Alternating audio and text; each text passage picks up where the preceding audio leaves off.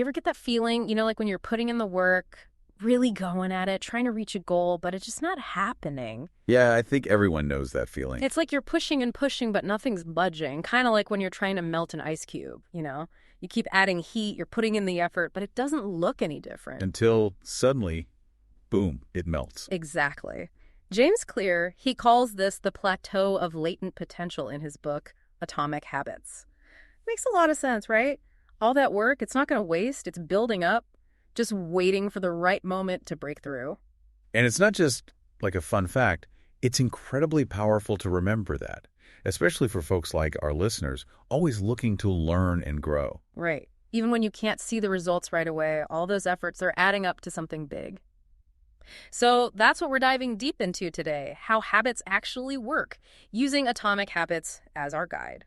Love that book, Atomic Habits, a classic for a reason. And we're not just talking about like personal stuff either. This goes way beyond to teams, organizations, even how societies function. It's really about understanding why we do what we do. Yeah, and how to do it better. That's the big question. All right, let's get into it. One of the things that really stood out to me in the book was this idea that our habits are tied to who we think we are, our identity. It's not just about what we want to achieve, it's about our beliefs about ourselves. Absolutely. It's more than just wanting something. It's about being that kind of person who has it. Can you talk more about that link between habits and identity? Well, the big takeaway here is how deeply habits and our sense of self are intertwined. I mean, just think about it. When we try to do something that goes against how we see ourselves, it just feels wrong. It's really hard to keep it up. So it's like if you think of yourself as a spender, it's tough to suddenly become a saver. Exactly. Yeah. Like you might want to save more money, but if deep down you identify as someone who enjoys spending, you're probably going to find ways to justify those purchases. That makes sense. It's like with exercise, too, if you don't see yourself as a fitness person. Yeah, if you're more comfortable relaxing than hitting the gym, then sticking to a workout routine is going to be a constant struggle, like swimming upstream. So it sounds like it's not just about setting goals. It's almost like a personal transformation is needed. Would you say that's accurate? You hit the nail on the head. The strongest motivation comes when a habit becomes a part of who you are. It's a change from, I want to be someone who does this, to, I am someone who does this. Right. It's like embodying the thing you're trying to achieve. Yes. Yeah. And that's when it really clicks. Think about someone who takes real pride in what they do, like a craftsperson. They find joy in the details because those actions solidify their identity as a skilled creator. Right. It becomes a part of them. It's not just about the result. It's about living true to themselves. It makes the whole process more meaningful. I get it. So it's like every time we do something that lines up with the person we want to be, we're casting a vote for that future self. Bingo. And while one action won't magically change who you are, all those votes add up. They create proof of this new identity you're building. That's the beauty of small habits. They might seem insignificant, but they show you changing, becoming that person. And that leads back to that paradox we talked about earlier. Those small changes, they can have a huge impact because they change how you see yourself. It's about changing your beliefs about yourself. That's the foundation. So to really change who we are, the most effective way is to change what we do consistently, right? It feels kind of backward, but makes sense the more you think about it. Yeah, it might seem counterintuitive, but that's what's so cool about it. Every time you write, you're not just putting words on paper, you're becoming a writer. When you play music, you're embodying the musician within you. Every healthy choice reinforces your identity as someone who prioritizes well-being. Each action is a statement about who you are. These actions, they're not just about the outcome. They're about proving to yourself that you are capable of being that person. I like that. It's empowering. And the best part is, you don't need to be perfect. Just like in a vote, you don't need everyone on your side. It's about the majority of your actions being in line with who you want to be. So for someone who's just realizing this connection between identity and habits, what's the first step they can take? It's really a two-step process. First, figure out who you want to be. Think about your values. What kind of person do you truly aspire to be? Really take the time to reflect on that. And second, this is crucial, prove it to yourself. Start with small wins, tiny habits that show you becoming that person. If you want to be a disciplined writer, write for 5 minutes every day. If you want to be mindful, take a minute to just breathe. Start small, but be consistent. Exactly. These small victories, they build momentum and show your brain that you're capable of change. And remember, your identity isn't fixed. You can shape it every day through the choices you make. This is a completely different way of looking at habits. Now, besides the why of identity, Clear also talks about the how, breaking down habits into 4 stages. Yeah, the 4 stages of habit. It's like the blueprint for any habit. Can you take us through those stages? Sure. Every habit has these 4 parts: cue, craving, response, and reward. Think of it like a loop, constantly repeating. First, you have the cue, this is the trigger, the signal for your brain to start a behavior. It's basically information that suggests a reward might be coming. Like a reminder or a signal? Right. It used to be things like seeing food when you were hungry or finding shelter when you were cold, basic survival stuff. But nowadays, our cues are more complex. Things like getting likes on social media or getting a promotion at work. The things that motivate us. Exactly. And that leads to the next stage, the craving. This is the engine behind the habit, the desire for change. You're not necessarily craving the habit itself, but what it gives you, the feeling. Right. Like with social media, it's not the scrolling you crave, it's the connection. Precisely. You might not be consciously craving the scrolling, but you're seeking that feeling of connection or distraction it brings. Okay, so cue triggers a craving. What's next? Then comes the response, the actual habit you perform. Could be an action, a thought, even an emotional reaction. What determines if we actually respond to the craving? 2 things: how strong the craving is and how easy it is to do the habit. If it's too hard or you're not motivated enough in that moment, you're not going to do it. Makes sense. And lastly, we have the reward. Exactly. The reward is the payoff. It satisfies the craving. But more importantly, it teaches your brain which actions are worth remembering. Like a feedback system. Yeah, your brain's constantly asking, was that good? Should we do that again? If it feels good, you're more likely to repeat it. If not, you'll probably avoid it in the future. So if any one of these stages isn't strong enough, the habit won't stick. Exactly. No cue, no habit. Weak craving, no motivation. If it's too hard, you won't do it. And if the reward isn't satisfying, your brain won't see the point in repeating it. All 4 have to work together. You talked about the brain being like a prediction machine earlier. How does that tie into these stages? Well, our brains are always taking in information, trying to make sense of the world. When something happens repeatedly, they start to pick up on patterns. It's about focusing on what's important and ignoring what's not. Like learning from experience. Right. Think about someone who's really good at their job. A chef knows instantly if a dish is seasoned correctly. A doctor can spot subtle signs of illness.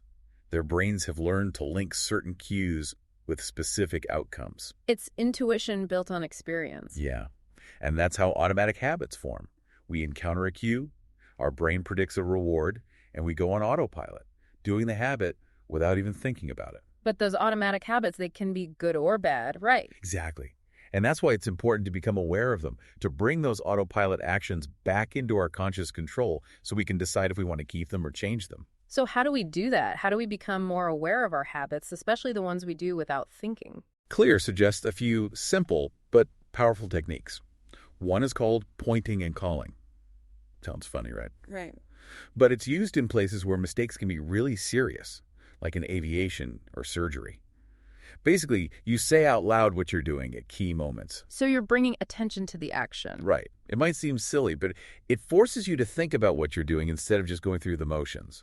Like, before you pick up your phone, you could say, I'm picking up my phone to check social media. Makes you more conscious of choice. Interesting. What else can we do to become more aware of our habits? Another technique is making a habit scorecard. Just write down all your daily habits. You might be surprised by what you discover. Like a habit journal. Kind of. The point is to make those unconscious actions visible, to bring them to the surface so you can start to understand their impact on your life. Okay, so once we're more aware of our habits, how do we start designing good ones? Clear talks about his laws of behavior change. Right? Yeah. He lays out 4 laws, almost like a set of rules, for building good habits and breaking bad ones. And the first one is about making those good habits obvious, right?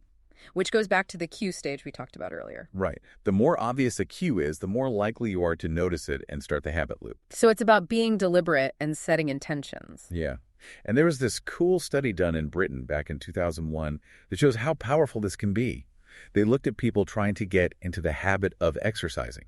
Some people just got motivational materials like brochures and stuff. Others were asked to make very specific plans like, I will walk for 30 minutes at 6 p.m. in the park on Monday. So it's about planning the when and where. Exactly. Yeah. And the results were pretty dramatic. The people who made those specific plans were way more likely to actually exercise. Hmm. Over 90% of them worked out at least once a week, compared to only about 35% in the other group. That's a huge difference. Right. It shows how much more effective planning is compared to just wishing or hoping. So instead of saying, I'm going to be more productive, say, I will work on this project for 1 hour at 9 a.m. at my desk. Be specific Yeah. like that. Are there any other ways to make those good habits more obvious? There's this technique called habit stacking, which is really cool. It's basically attaching a new habit to one you already do regularly. The formula is, after current habit, I will new habit. So it's like piggybacking on an existing habit. Exactly. It makes the new habit more obvious and easier to remember. Like, after I make my coffee, I will meditate for 5 minutes. Or, after I brush my teeth, I'll write down 3 things I'm grateful for. I see. You're using the momentum from the old habit to start the new one. That's the idea. It's a really simple but effective way to build new habits into your routine. You also mentioned that our environment plays a big role in making good habits. Obvious. That's part of the first law, right? Yes, our environment has a huge impact on our behavior, even if we don't realize it. Think about it. The easier it is to do something, the more likely we are to do it. The more difficult it is, the less likely. Like if you have junk food sitting out on the counter. You're way more likely to snack on it than if it's hidden away in the pantry. Out of sight, out of mind. Exactly. And when it comes to our senses, sight is the most powerful. Our brains are wired to pay attention to what we see. That's why visual cues are so effective in shaping our behavior. So, if we want to eat healthier, Keep healthy snacks visible and put the unhealthy stuff out of sight. I see. And you mentioned that sometimes changing your environment entirely can be helpful in building new habits. It can be really powerful. Yeah. A new environment helps you escape those old triggers and associations you've built up over time. Think about it. If you're trying to quit smoking and you always smoke on your balcony. Being on the balcony becomes a trigger. Exactly. Hmm. So changing your environment, even just rearranging your furniture, can help break those old patterns and create space for new ones.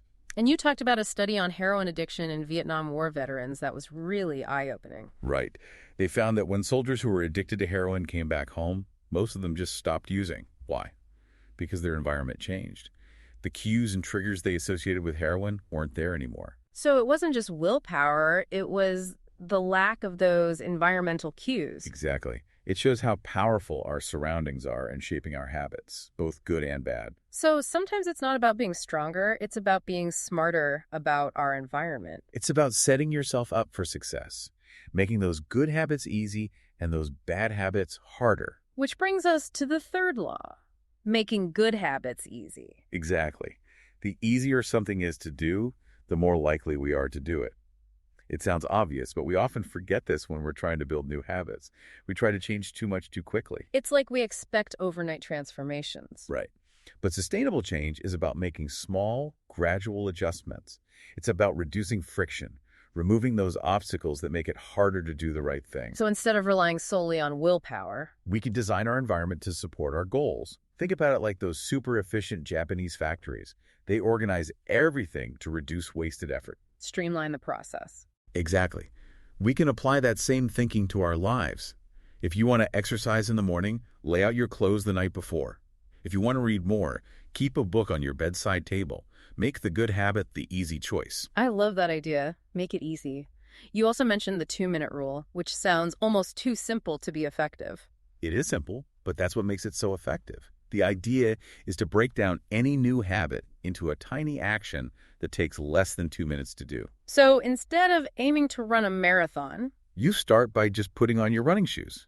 Instead of writing a whole chapter, you write one sentence. Instead of cleaning the entire house. you clear off one countertop. Exactly. The goal is to make starting the habit ridiculously easy. Because once you start, you're much more likely to keep going. It's like creating momentum. Right. And you're also reinforcing that identity we talked about. Each time you do that tiny action, you're proving to yourself that you are the kind of person who does this. Okay, make it obvious, make it easy. Now, let's talk about the second law, making good habits attractive. Yes. This one's all about tapping into our natural desires, those things that motivate us on a deeper level.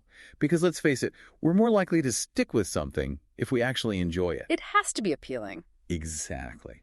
And a big part of this is dopamine, the feel-good chemical in our brains. It's released when we do things that are pleasurable, and it plays a huge role in habit formation. We tend to repeat behaviors that trigger that dopamine rush. So it's not just the reward itself, it's the anticipation of the reward that gets us going. Exactly. And there's a technique called temptation bundling that leverages this beautifully. Basically, you link an action you want to do with something you need to do. So it's like a reward system. Exactly. It's like after I finish my work report, I can watch my favorite show. Or after I go for a run, I can listen to my favorite podcast. By pairing the less desirable task with something you enjoy, you make it more attractive. You're using something you like as motivation to do something you might not like as much. Exactly. And it shows that even challenging habits can become more appealing if we find a way to connect them to something pleasurable.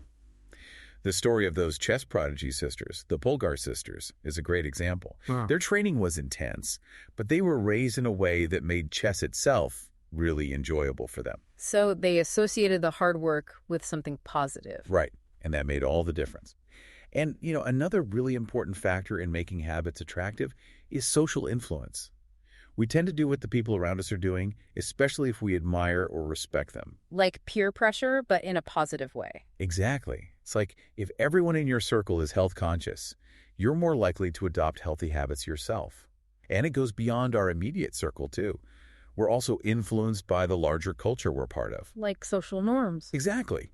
That's why it's so helpful to surround yourself with people who support your goals and to be part of communities where those goals are valued. So if you want to be a writer, join a writing group. If you want to be an entrepreneur, connect with other entrepreneurs. Exactly. It makes those habits more attractive and attainable because you're not doing it alone. Are there any other tips for making those good habits more appealing on a personal level? Well, one thing that can help is to reframe how you think about those habits. Instead of focusing on what you have to give up, emphasize the benefits you'll gain. So instead of thinking, I have to wake up early to exercise, think, I get to wake up early and boost my energy for the day. Change the perspective. Yeah. And language matters too. Instead of saying, I have to, say, I get to. It subtly shifts your mindset from obligation to opportunity. I like that. So make it obvious, make it easy, make it attractive. Yeah. Now for the final law, making good habits satisfying. Right. This one's super important, especially in our world of instant gratification. It's all about making those good habits stick by ensuring they're rewarding. Because if it doesn't feel good, we're less likely to keep doing it, right? Exactly. And the big challenge here is delayed gratification. So many of the rewards for good habits come later down the line, while the rewards for bad habits are often immediate. So how do we bridge that gap? How do we make those good habits feel rewarding in the moment? One powerful strategy is habit tracking. It's about making your progress visible, which gives you a sense of accomplishment. This could be as simple as marking a calendar or using an app that tracks your progress. Like a visual reminder of how far you've come. Exactly. It provides that instant feedback, that little dopamine hit that reinforces the habit. And there are three main benefits to tracking. First, it acts as a visual cue, reminding you of your commitment. Second, it's motivating to see your progress and not wanting to break the streak. And third, it feels satisfying to check off another day to see that you're consistently moving forward. But we have to be careful not to get too caught up in the tracking itself, right? You mentioned Goodhart's Law earlier. Right. It's important to remember that the metric isn't the goal. It's just a way to measure your progress toward the real goal. If you focus too much on the numbers, you can lose sight of what really matters. Like someone obsessed with calorie counting might choose unhealthy, low-calorie foods just to hit their target instead of focusing on eating nutritious meals. Exactly. So use tracking as a tool, but don't let it become the main focus. So how do we strike that balance? How do we use tracking effectively without getting sidetracked? Yeah, a couple of simple rules can help. First, don't break the chain. When you visually see your progress, like a chain of X's on a calendar, it creates a powerful sense of momentum. And you don't want to break that chain. It's like a visual representation of your commitment. Right. And second, never miss twice. Life happens, we all slip up sometimes. But the key is to get back on track immediately. Don't let one missed day turn into a pattern. You also talk about accountability as a way to make those good habits more satisfying, or at least more costly to break. Accountability can be a huge motivator. It's about creating consequences for not following through on your commitment. This could be finding an accountability partner, someone who checks in on your progress and supports you. Like a workout buddy. Exactly. Or it could be creating a habit contract, a formal agreement with yourself and a few accountability partners. where you outline specific penalties for not sticking to your habit. So you're adding external pressure? Right. And the more immediate and tangible those consequences are, the more likely they are to influence your behavior in the moment. Makes sense. Now, as we wrap up this deep dive, you also mentioned finding your natural fit when it comes to habits. How do our individual differences and personalities come into play? That's a great question. We're not all wired the same way, and certain habits are going to be easier for some people than others. Our genes, our personalities, our talents, they all influence which habits feel more natural and sustainable for us. So it's not just about willpower, it's about playing to our strengths. Exactly. And that's where exploration comes in. Try different things, experiment with different habits, and see what clicks. It's like trying on different hats until you find one that fits just right. And what if you haven't found that perfect fit yet? Well, it's important to remember that luck and circumstances play a role too. Some people are born with certain advantages, like natural talent or a supportive environment. Right. Not everyone starts on a level playing field. But even if you haven't won the genetic lottery, you can still create your own advantage. Scott Adams, the guy who created Dilbert, talks about this. He says that instead of trying to be the absolute best at one super competitive thing, it's often better to become pretty good at a few different things. Like diversifying your skill set. Exactly. It makes you more unique and valuable, and it can reduce competition. I like that approach. And you also address the issue of boredom, how even good habits can sometimes start to feel routine. Yeah, boredom is a natural part of the process, even for people who are super passionate about what they do. The key is to keep showing up, even when you're not feeling it. Consistency is more important than fleeting feelings of motivation. Push through those slumps. Exactly. And there are ways to make things more engaging, like incorporating variety and challenge. Clear talks about variable rewards as a way to combat boredom. Think about how slot machines or those social media notifications keep us hooked. It's the element of surprise, the anticipation of a potential reward that keeps us coming back for more. So it's about finding that sweet spot between challenge and success. Right. And ultimately, it's about remembering why you started the habit in the first place. Reconnect with your motivation, your bigger goals. And finally, you talk about the importance of mastering the subtle details, like reflecting on your habits and making adjustments as needed. Reflection is crucial for long-term success. Regularly take time to step back and assess your progress, see what's working and what's not. It's like checking the map on a road trip, making sure you're still headed in the right direction. And being willing to adjust course if needed. Exactly. Because even the best plans need tweaking sometimes. And this is something that top performers in all fields do. They constantly analyze their performance, looking for ways to improve. So it's not just about setting habits and forgetting about them. It's about continuous improvement. Exactly. And that's how you master any skill, any habit. It's a journey, not a destination.